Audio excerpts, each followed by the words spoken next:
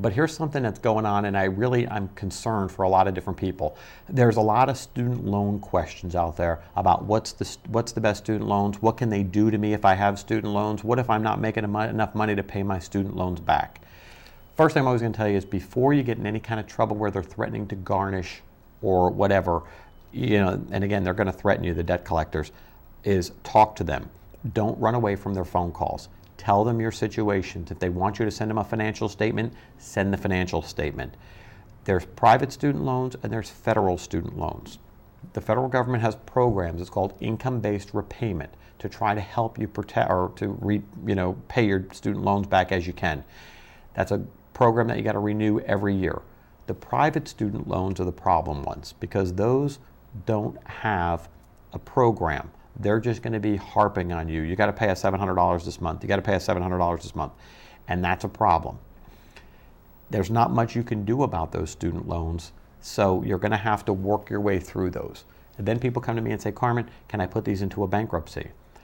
Yes, but student loans and a lot of IRS debt are non-dischargeable. So sometimes we could put the IRS in and discharge some of it. Sometimes we can't. Student loans, Congress made non-dischargeable. So those private loans and those federal loans that we were talking about are going to have to go into the bankruptcy. They may get paid something in the bankruptcy in a Chapter 7 or a Chapter 13. They may get some money out of it, but when you get your discharge, those loans are not subject to the discharge. So that's a problem because you're coming out of bankruptcy and you may have debt and you're like, wow, I couldn't pay it then, I can't pay it now. Well, maybe if you get rid of all the other stuff, now those payments become more affordable. That's one of the hard parts about the student loans. So I was going to say, before you get into student loan debt, be sure you know what you're doing, you understand what you're signing, and you understand what the repayment's going to be. Because when I came out of law school, I had a lot of student loans and my interest rate was high. Then a couple years later, the government lowered the student loan rate of interest down, and I was paying like 5% more than people who were coming out of law school 2 or 3 years later. And I thought that was very, very, very unfair.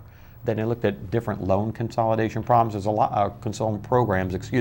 There's a lot more out there than what you understand or what you know about. So you've got to do your research on student loans. Again, the privates are horrible. The federals are a little bit better at this point, but that may change.